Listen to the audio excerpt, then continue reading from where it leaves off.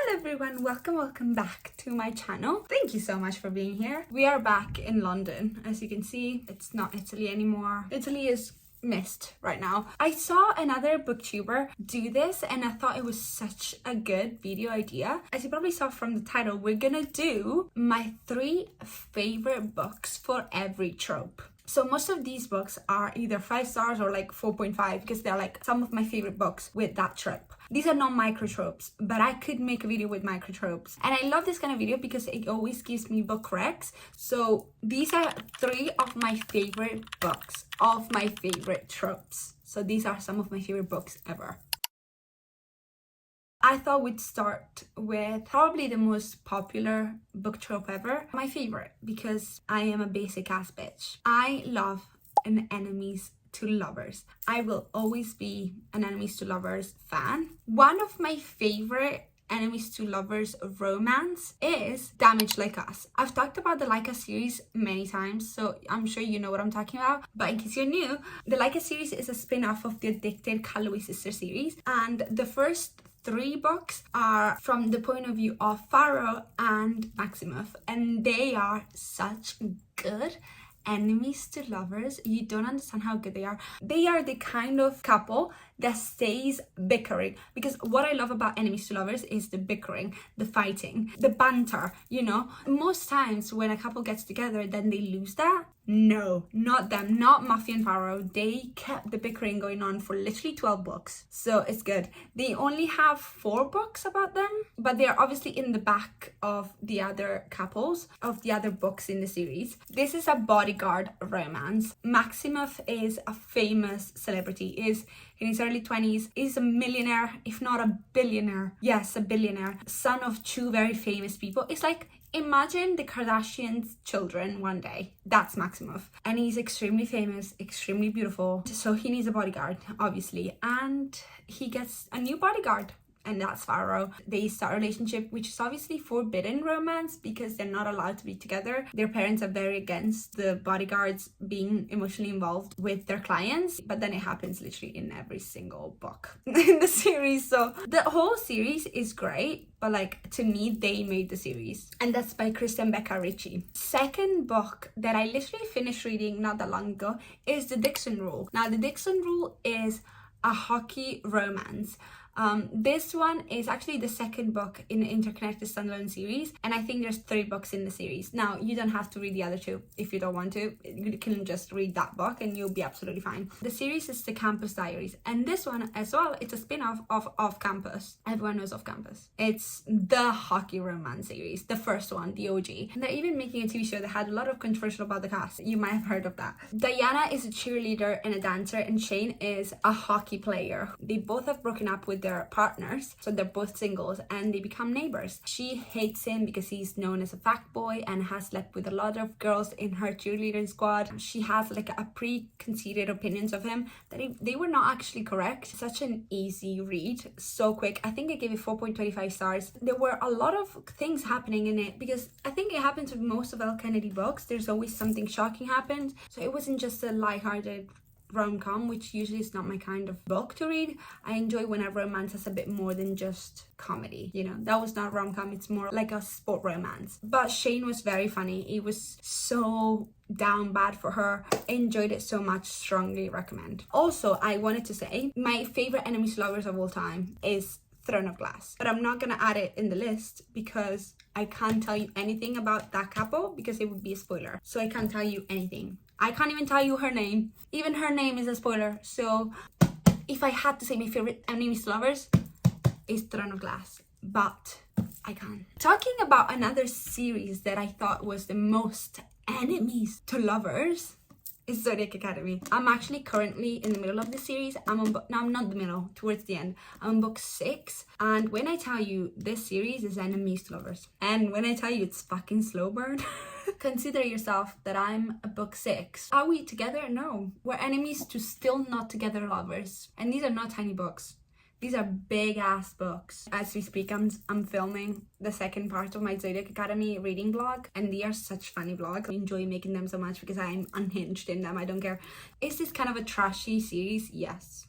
Is this the best written book I've ever read? Absolutely fucking not. Can I stop reading it? No. Okay, this series is so addicting. You can't stop reading it, but you kind of find yourself like, why is it so cringy and cliche? But you can't stop reading and you're so obsessed. One of the two main couples I'm absolutely obsessed with, and they're definitely enemies to lovers. I was reading this book, the first book, and I was like, nothing will make me like that guy. I'm obsessed with him now. I'm obsessed with all of them, actually. I don't know how that happened. I'm obsessed with every single boy in this series now. But when I read this book, specifically this one, number one, I hated them all. So bear that in mind, this is very enemies to lovers. Another one of my favorite tropes ever is fake dating or marriage of convenience. I eat up fake dating like no one else. I love a fake dating. I love a marriage of convenience even more because the stakes are even higher. A great example of that is Fanny Story by Emily Henry. Wait, let me, because this is the proof copy. There we go. That's the cover, you'd know. It's such a good book. I enjoy Emily Henry, and this is one of my favorite books of hers. I think this is my second favorite, actually. So these talks about Daphne and Miles. Their exes are getting married. They are pretending to date each other because then they don't look pathetic that their exes are moving on so fast after they've broken up. There's also forced proximity because they are living together. It's so good. The banter was so good. The dialogue was so fun. Emily Henry always has so much more layered. Like, her characters are so layered and complex, and I enjoyed it so much. They have very contrasting personality, Daphne and Miles, which makes it so much better. And also I imagine Miles as Dylan Bryan, so that's enough. He literally is Dylan Bryan in my head. Does that make sense to you? This one was my favorite romance book I've read last year. I don't give romance books 5 stars easily. Like, it takes quite a lot for me. Play Along by Liz Stamford. I actually need a minute. This is the 4th book. Oh, rings are dangerous, guys. I don't want to flip you off. But this is my Aileen Galathinius, whoever she is. I'm not saying shit. Play Along by Liz Stamford is the 4th book in the Windy City series. It's an interconnected standalone sport romance, and there's 3 sports in the series, and this one is a baseball romance. Before the Windy City series, I had never read a baseball romance, I don't think. Obsessed. We knew his brother from the book before, and then this book was about him. This is about Isaiah and Kennedy. Isaiah is like a golden retriever, a perfect man. Been pining over Kennedy for years. He's been waiting for this girl, like waiting.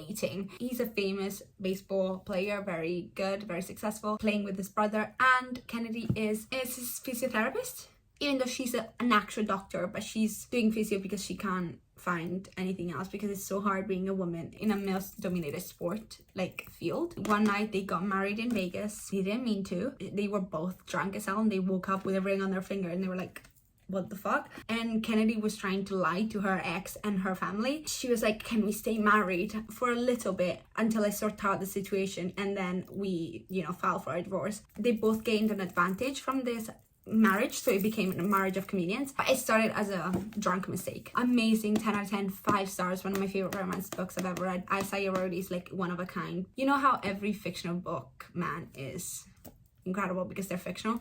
This is even better. Like, he's like one of the best of the best. We talked about the series already today. It's the off-campus series. Now this is the old copies. You'll have a way better copy, but this is so old. I bought this like back in 2018, I believe. Look at the paper, is like white. It's like a beacon of light for how bright it is. Old book. The off-campus series, The Deal, is one of those books that I remember so well reading, and it started probably my love for sport romances. The first book in the off-campus series. Everyone remembers being a teenage girl meeting Gary Graham. Such a core memory. I really hope they do him justice in the TV show, or I will be very upset. Yeah, this is fake dating. We have Hannah and we have Gary. They're in college. Hannah is so smart. He needs help with his grades, and Hannah is gonna help him if in exchange he pretends to be her boyfriend so she can make another guy jealous because she has a crush on this popular guy in college, and she thought the only way to like make him notice her is if she is you know, dating someone else that is just as popular and known in college. Hannah is gone through something quite traumatic in her past, so she has to overcome that and try to move on and deal with that. Incredible, 10 out of 10. If you read the campus diaries, you see them as parents as well, which is very lovely. I haven't reread it in a long time, so I don't know if it would be as good if I read it today, but the day I read it, I was like young and I thought this was a literary masterpiece.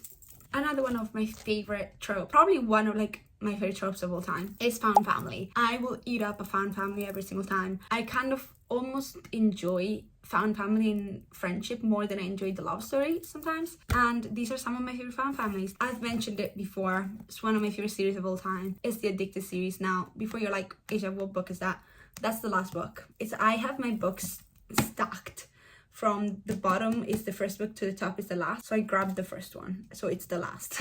But this is Some Kind of Perfect, which is the last book in the series. The first book is called Addicted to You. That's why it's called the Addicted series. Kalois is the series. They're both interconnected series that you need to read together. I don't know why they have two names. It's about three sisters and their relationships. And these three sisters happen to be Nepo babies. They are rich motherfuckers because their dad is like a famous businessman that made a very famous drink, and so they are millionaires and very famous, so in the public eye quite a lot. The first book is Lily and Lo, and they both are addicts in their own way. That's why I did the series. She is a sex addict, he is an alcoholic. There's more, and the found family of it all is her three sisters obviously are part of the family, and then her older and younger sisters end up having their own relationships in the books. So the six of them, and everyone calls them the core six, have one of the best found families I've ever read about in any books. The friendships between all of them and the relationship. And then obviously there's others, because then there's another two, so you can have the core 8. But I personally just love the core 6 so much. Willow and Garson's are great too, but like the core 6 of the Addicted series changed the way I read books. I love it so much. I think about them so much that I'm still reading in this universe nowadays, because I've not only read these 10 books, I've read the 13 of the Leica series, and then the 2 of the Bad Reputation duet. And then there's going to be a new series coming out called The Cobalt Empire. And it's coming out literally at the beginning of September, literally in 2 weeks. And it's still linked to this. And I'm never going to stop reading about this universe, I think, until I die. And I'm fine with that. Another extremely famous found family is The Six of Crows. Six of Crows and Crooked Kingdom is like a fantasy YA duology. You've heard of it. Just in case you haven't, let me introduce it to you. It's a group of 6 of crows. 6 is a great number, and they are all kind of like either thieves or criminals. They're like a group of people, and together they have a plan to do something. They all end up like kind of coupled up, and there's a lot of relationships, and there's great things happening, horrible things happening. It's a fantasy series. This is a spin-off of the Shadow and Bone series that you might have heard of. The 6 of them have been through so much together, and they're so young, but all of them have been through so much even before they met each other, and now they've grown like so close together because they've been through horrible things together and amazing things together. And by the end of it, I know it's only 2 books, but it feels like you've read about them so much and you know them so well. One of my favorite found families ever. This book especially, Crooked Kingdom, it's a 5 stars, incredible. I prefer the second book so much more to the first one, and I love the first one too. So another one probably of my favorite series is Magnolia Parks. Now, before you're like, oh, I read the first book and I didn't like it. Same. Okay, I read this book and I was like, oh, it's a 3.5 stars. And I was about not to continue the series, and then I saw someone online be like, I loved Daisy Hates, and I was like, okay, let me give it a go to the second book. I loved every second. The Daisy Hates book to me are 10 times better than the Magnolia books, even though I think the Magnolia Parks books get so much better as we go on. There's 3 of them. The third one is a 5 stars in my opinion, but the first one I wasn't really impressed. The found family isn't there yet. It builds throughout, so that's why I think it gets better as the series goes on. And there's probably 1 or 2 books left, and they're both from the Daisy Hates point of view, so I'm so excited because I prefer those books. These are like kind of like the Addicted series, but like the British version. The London best. London celebrities, young, beautiful, rich friend group that they've known each other since they were kids, and some of them have horrible relationship with their parents and horrible situation back home with their families. So they are actually each other's families. It's a found family because each other is all they have sometimes. There's two main couples, but there's others happening, and there's love triangles, and then there's love squared, and incredible. 10 out of 10. Enjoyed the series so much. I love Jessa Hastings' writing so much. I think it's so distinctive and unique. Their friendships and the way they care about each other, the way they're there for each other in their worst times and best times. Is it a bit of an incestuous friend group? Yes. It's like Gossip Girl, British Gossip Girl. Do you know what I mean? Another one of my favorite tropes is such a controversial topic, but let me explain. I know I've said this before a million times, but let me explain to you again. I enjoy a pregnancy trope, but actually no, let me take that back. I don't enjoy a pregnancy trope. I enjoy a pregnancy plot. I don't like the pregnancy trope when it's thrown in 3/4 into the book and it's pretty useless and actually kind of fucking annoying because it's only used for the couple to get back together. I don't like that. But I enjoy when a pregnancy is like happens at the beginning of the book and it's the main plot of the book. I enjoy that, okay? So hear me out. Let me give you 3 pregnancy recommendations of books. Let's start with probably my favorite. One of my favorite romance books of all time, Reckless by Elsie Silver. You've read of the Chestnut Spring series, I'm pretty sure. This is the 4th book? Yes, I think 4th book. The main couple is Winter and Theo. They have a one-night stand once and then they don't see each other for months. She gets pregnant and this happens at the beginning of the book. She's just fresh off a divorce, so she needs something else, and she has a one-night stand with this stunning bull rider. She gets pregnant, she decides to keep the baby, and she contacts him and she's like, I am pregnant. She gets a text back from him saying, I don't care, I don't want to know anything about it, you deal with it, it has nothing to do with me. Horrible, isn't it? But it wasn't actually him, it was his secretary, and he had no clue whatsoever. He finds out that she was pregnant and it's his baby 6 months after the birth. He missed the whole pregnancy, the birth, and the first 6 months of his daughter's life. He is one of the top 10 fictional men I've ever read about. He's so unbelievable. Like, he's so like non-real. Like, he's one of those that you're like, yeah, you're fictional. There's no fucking way any man would be like that. He's like it's Higher Roads, one of those that you're like, there's no way. No one out there is like that. 10 out of 10. Theo Silva is just the man. She is quite cold. On the outside, she looks quite mean and serious, and she's a doctor, she's a surgeon. And he is like a golden retriever bull rider, and they just perfect for each other, and I love them so much. And 10 out of 10. One of those books that I couldn't stop thinking about it for so long. Now back to the off-campus, we have a pregnancy trope in the goal. One night stand turns into a relationship with a baby. Sabrina works as a waitress in a strip club, and he is a hockey player. Same world of off-campus. They literally have a one night stand in the car in the parking lot of her job. John Tucker, my guy, is so supportive, so lovely. His casting and TV show is the most controversial in my opinion, because this man was supposed to have red hair and the actor unfortunately doesn't have red hair. I feel like his stronger suit is the red hair, but I'm sure the actor will do great. And she's working as a waitress in a strip club to save money to be a lawyer, and for a long time she was like debating, do I keep the baby, do I not keep the baby, because you know it's a big change and a big difference in her life. Obviously it's a fucking child, fucking human being, and he's just starting to become like a famous hockey star. So this is such a big change in their life and such a huge news. They're so young, and yeah, these books, like anything by Elle Kennedy, is such a quick read. Like, you will fly through this. I don't understand how she writes such like easy books to read. I'm pretty sure I read these in like all of these in like a day or two. Another incredible romance series is Out on a Limb by Hannah Bonham Young. I gave this book 4.5 stars. So good. Once again, one night stand turns into a relationship. They have a one night stand at Halloween. They both have different disabilities. She was born with a little hand and he lost his leg a year prior to them meeting. So they have something in common. Incredible banter, incredible dialogue. They just clicked right away. That's why they had a one night stand. Beau is one of those characters that you just love. He's just perfect and a walking green flag and incredible.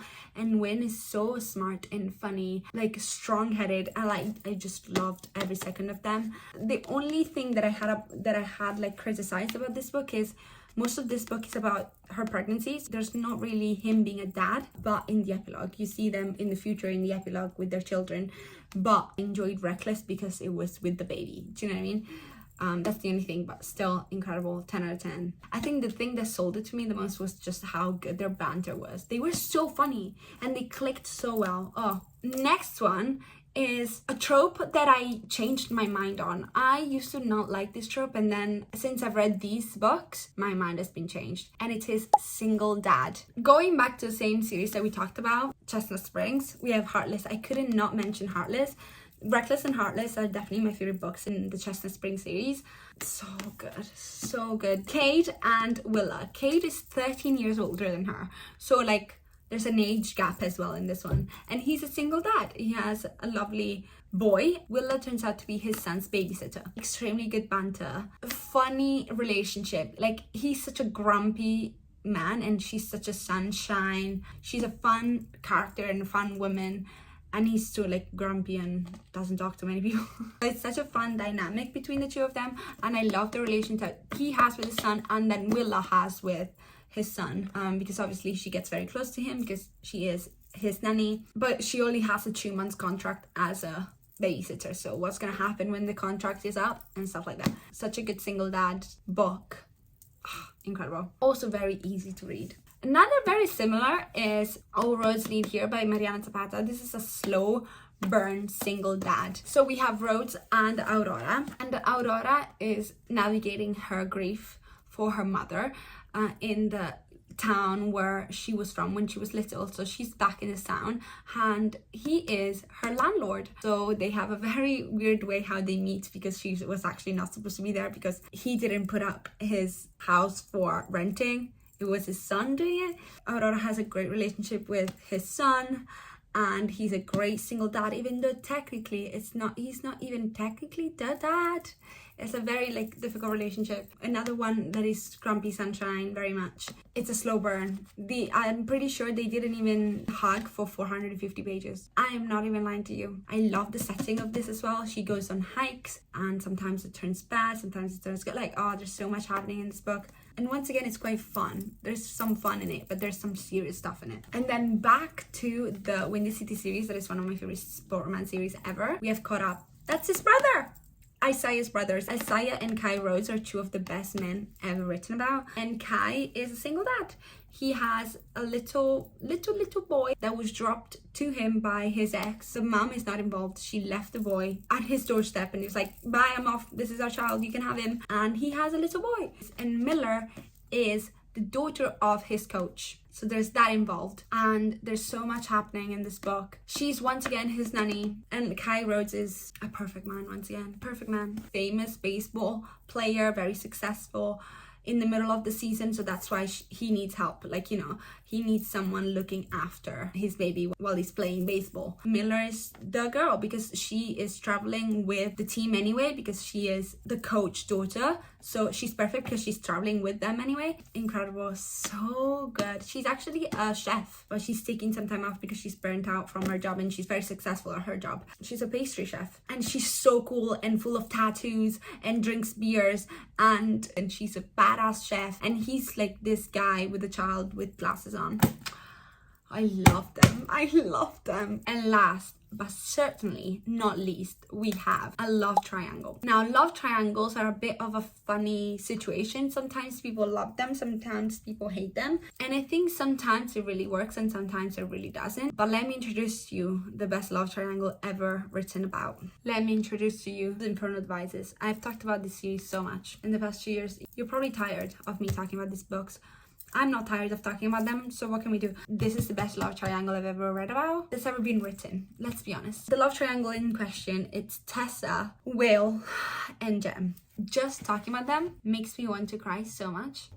Yeah, I can't even talk about them. This is in the Shadowhunters Chronicles. So this is written by Cassandra Clare and these are in the Shadowhunters universe. So linked to the Mortal Instruments. But these are set in the Victorian London. We have Tessa, who's this apparently human girl, but she turns out she's not human. There's something else that she is. And then you have Will and Jem. Will and Jem are Parvati Shadowhunters. Parvati is like this bond between Shadowhunters, which is more than friends. It's almost family. It's like platonic soulmates. And Jem isn't well. There's something wrong with Jem and we need to find a cure and help Jem. In the meantime, there's a big threat in the world and we need to solve that problem. So Tessa gets welcomed into the institute where Will and Jem live. Will and Jem are so different. but both so great. And this is one of the few love triangles where you're like, I don't know which one to choose. So I get you, Tessa, because I wouldn't know either, okay? Extremely well-written universe, extremely well-written characters for the relationships and the friendships, because there's a base of friendship with all three of them, and they all care and love each other so much. I can't talk about these too much. Three of my favorite characters ever, especially Will and Jem.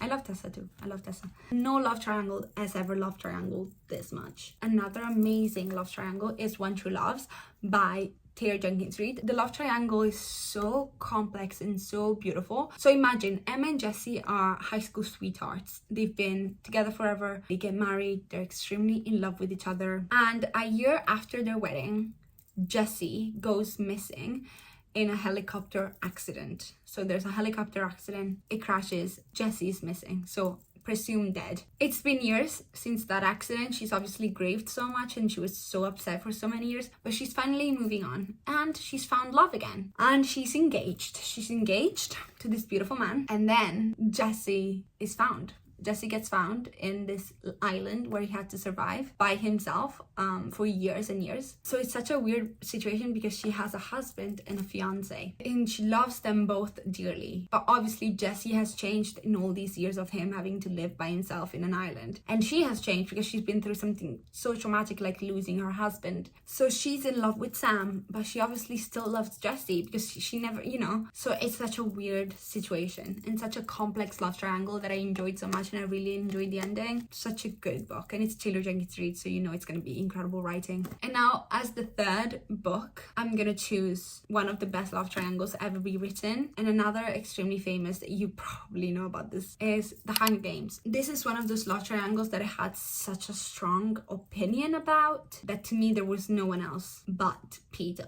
I didn't care about Gale 1 second, not from the beginning. Obviously so much happens in this trilogy. If by any fucking chance you don't know what this series is about, first of all, what? Second of all, go watch the movies. Third of all, go read the books. It's a dystopian YA trilogy set in this world where there was a very big war 74 years ago.